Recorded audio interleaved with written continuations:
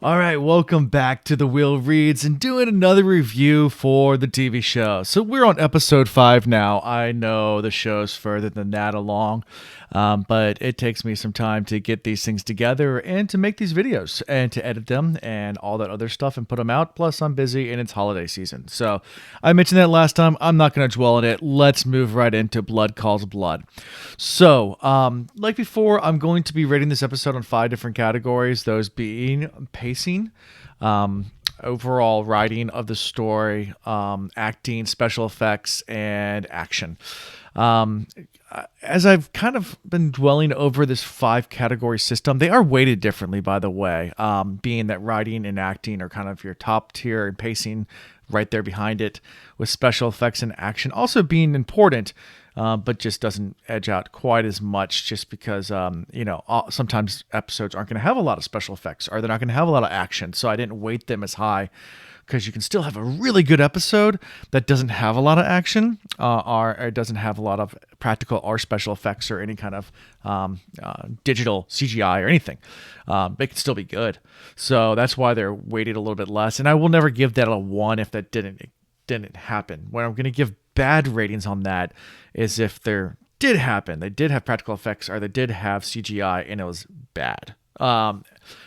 If they didn't have it at all, I'm probably just going to give it somewhere just right in the middle, maybe a little bit below middle, if it's something I really wanted and I didn't get. Because it's a lot of it's just personal feel. And like I said, take all these videos with a grain of salt. This is my own personal opinion, and everybody has a right to their own opinion. And you can let me know yours. I'm happy to, read your opinion in the comments. I might not respond. I might respond. I don't respond to a lot of comments. Sometimes I'll like comments, but that's pretty much it. But let's move right into it. So let's do a quick recap of the actual episode.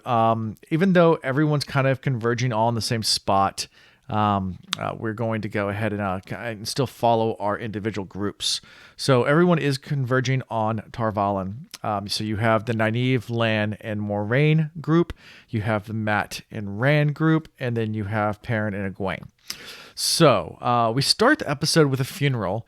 It's actually all the after the battle, I guess all the soldiers and also Kadiri, I guess is how they pronounce it in the show. Kadiri was being buried in a very shallow grave, like disturbingly shallow. But beyond that, I guess they just didn't want to dig that much. They got lazy on set, or maybe they put rocks on it. I don't know. Maybe it's their culture. I don't know. They did, they did talk about burials in the books, but they're not like on the details like how far dig graves. They don't get into that detail. So who knows? So we'll keep going right on with this. So we start with that group, and that whole group is just kind of moving their way into Tar Valon. They're bringing Logain in, parading him through the streets, and they actually get to the tower itself, where Nynaeve and Moiraine have this really tense interchange in a room, and then Nynaeve goes out and sees Liandrin. Liandrin and her have this really strange interchange. You learn a little bit more about the Red Aja there, and some other things. Hints to Yellow Aja as well. And there's a couple of other little hints here and there, and kind of putting these little pieces together. And then I'll talk about it in the second half of their storyline, because I'm not going to go too much into this, but it really focuses around the Warders in the second half. So, with that being said, let's go over to Egwene and Perrin. They are traveling with the traveling people, the Tuatha, and they're right outside the gates, and they get captured by white cloaks. Both our good friend Valda is there and recognizes Egwene and Perrin, captures them, and proceeds to torture Perrin and psychologically torture Egwene as well inside a tent. Has some really disturbing scenes there as well. And that's really where the action takes place in this episode. And then we have Mat and Rand. Mat's not doing well at all. They observe and watch Logain get carted in. There's some little scene there that, kind of comes from the books, but they kind of did a little twist to it, kind of confusing the watcher, which I like. And in case you are a non-reader and you're just watching the series and you're watching my reviews, I'm not going to tell you what that was, but there was a little bit there. And also, did you guys spot Padan Fain? Yeah. Did you see him? He was there a couple times in the background. Padan Fain was that peddler in the very first episode. So he was in the city too, which is interesting. So, yeah, so let's go right into the ratings. We'll start with pacing. So the pacing of this episode was okay, just because it kind of flashed back and forth. Well, first you flash forward a month, which is fine. We don't need to see all the traveling, the walking. In the books, they walk a lot, and there are entire chapters where not a lot happens, and a lot of internal monologue, and they're just walking. So just fast forward, get to the point A, point B. It's been a month. We're here. That's not the problem with the pacing. I think the problem with the pacing more was just kind of cutting between the different groups, and it just sometimes felt a little bit just not quite in the right places and in sync. It's and this is more just a feel. It wasn't bad. It wasn't good. It was a 7 out of 10. So just a little better than average. A 5 or 6, I guess 5 or 6 would be average. Anything below that would be poor. Like 4s and 3s and 2s and 1s would be like that's bad. Like the first episode got a 4 in pacing, which is it's bad. 7, it's above average, but it's not good. It's not. I mean, it's good. I guess above average, not quite good, but just it's okay. Yeah. So 7 out of 10. Acting, 10. Gave it a 10. Just like last episode, I gave a 10 for the acting as well. I really feel like the characters are really starting to really get into their roles here, and it's really obvious that they're just delivering the lines so much better. There was one actor in particular, and I'll talk about that in the second half when I go into my likes and dislikes, that I thought just nailed the character perfectly. A lot of the emotions you could feel through this, for better or for worse.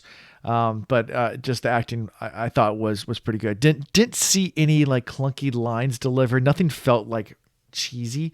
So acting was good. Going on special effects. You had the weaves again with Egwene, and those were fine. The little fireball, that was cute. Perrin's golden eyes when he gets upset.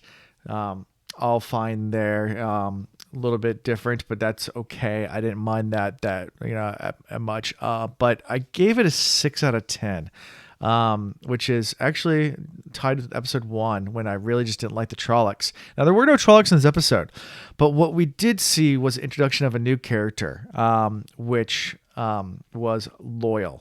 Loial is I wouldn't say by far. He's one of my, I guess, in top 5 favorite characters from the books. And I absolutely, and anybody who doesn't like Loial is just a horrible person. Like Loial is just so lovable of a character. With that being said, it wasn't the height. I don't mind them making it shorter. There's no sense of putting, or I know you can do forced perspective and things like that. I don't care about that stuff. But just my first look at Loial was not what I expected Loial to be. I just felt like it looked like it was a practical effect. And maybe that's what they were going for. Maybe they wanted to look almost fake. Maybe that's kind of like, I don't know. And I've already seen the 6th episode, and actually it was a little bit better there. I think because we got such a short shot, maybe because it was so jarring the first time I saw it. Didn't mind the hair. The beard was a little strange, and then the ears weren't as long. And then just it's little things like that and I'm not trying to be a book purist. It just was jarring to me, and I'm giving my gut honest answer to it. But what made up for the look not being 100% right where I wanted it was the acting.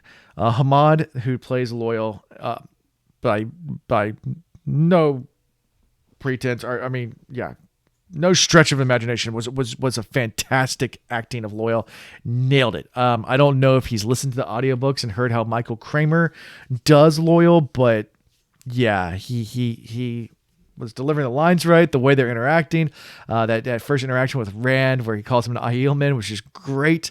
And just Loial's acting was on point, was fantastic. And that's, I think, one of the reasons why I got a 10. I was hinting I was going to talk about the liking part of it, but I'll just go to it right now because I don't want to bash too much on Loial because his acting is fantastic. And he's really becoming that character very, very well as far as his acting goes. And I think that gets over some of that initial gut, oh my God, what did they do reaction. But like I said, I can get over that. I'm sure over episodes I'll probably get more used to it, and it's just probably just my mind just being like, "What's going on?" and then kind of has to adjust, which I'm willing to do. That's fine. Go to writing. So writing, I gave it an 8. And it's good. I mean, 8 out of 10. Like I said, there were some ways some of the writing was done as far as it just didn't feel right, and it wasn't the acting, it was just it wasn't so much the pacing, but one thing in particular, Logain laughing and then going back to being slumped in the cage again without him transitioning was it in Matt's head. It was not like I didn't like that transition, and it just I see what they're trying to do. I see you, Amazon, or I see you, Rafe, but I know what you're trying to do, but I just didn't come across well with me. I didn't, but like I said, when I said didn't come across well, I sound like I'm bashing this. It was fine. But little things like that, with Steppen, Steppen did a great job, writing that character, even though it is a tertiary character at best, and kind of not so much a made up character. He does appear in the books, but expanded role, I guess, different role. And that writing wasn't bad. There's just little bits here and there that, no big continuality problems yet, that I've seen, but they're throwing a lot of stuff out there that's making me go, huh? And I'm holding a lot of that judgment. I'm giving it worse ratings because I think they're gonna tie. I'm hoping they tie in some loose ends and it all makes sense in the end. And it's supposed to just be more of a mystery, and they're leading us on these false trails. So writing is 8 out of 10 right now. Maybe I'll go back and rewatch after the whole season comes out, after maybe the whole series. I'll go back and say, you know what, this was genius. But for right now, gut reaction. And then lastly, we had action. Now, there wasn't a lot of action in this episode, so it's hard to give it any kind of rating. Now, the action that was there was with Perrin and Egwene moments, especially with Valda slicing into Perrin, which was grotesque, and then of course them breaking free and Egwene stabbing Valda and then running off with the wolves attacking. That action sequence was great. There just wasn't a lot of other action in the episode. I mean, there's Lance slow-mo running through the tower after stepping and things like that. I guess consider that action. Sure. So I gave it a 6 out of 10 only because of lack of action. And I was really hoping with the name Blood Calls Blood that we were going to get something different. And this is my stupid expectations versus what we got. All in all, it wasn't bad. That action sequence was great. It's just I was expecting more. So expectations were kind of deflated a little bit, but at the same time, wasn't bad. So it sounds like I'm bashing, but overall, this got a 80, and which is a solid B. Not quite a B plus, but a solid B episode. So it's a good episode. So I say a lot of bad things, but it was a good episode. So let's go into what I liked and disliked. And I've already kind of hinted to some of that. So we'll start with dislikes, and I'll kind of end on a good note, and we'll finish there. So dislikes about the episode. So Loial, I've already talked about that. Didn't really like the whole Loial thing. The step in land thing, I didn't mind that. A lot of people were upset about the land showing emotion, but honestly, if he was that stoic as he is in the books, where shows no emotion at all, it would come off as I'm a psychopathic and not relatable, and it works on a page because you're able in your mind's eye just to kind of fill in the gaps, but on screen you gotta show. And I didn't mind that. And it actually, I was told, I think it was from Vance told me that, or maybe it was someone else, that whole entire scene was taken from actually, I guess, a Korean type of tradition where you have one representative to take the grief for everyone, and Lan was chosen. So he's channeling the grief of all the warders. And that's kind of just this, and you see the bond between him and Moiraine, which I really, really, with Steppen's funeral there at the end. So really, really, didn't mind that. It was a little jarring, but once I got over it after 0.001 seconds, it was just fine there. Some of the things that other things that I found funny or interesting. So when Nynaeve first comes in and meets back up with Rand and Matt, because Loial brought him in. It just keeps talking, which is just fantastic. I love that aspect of it.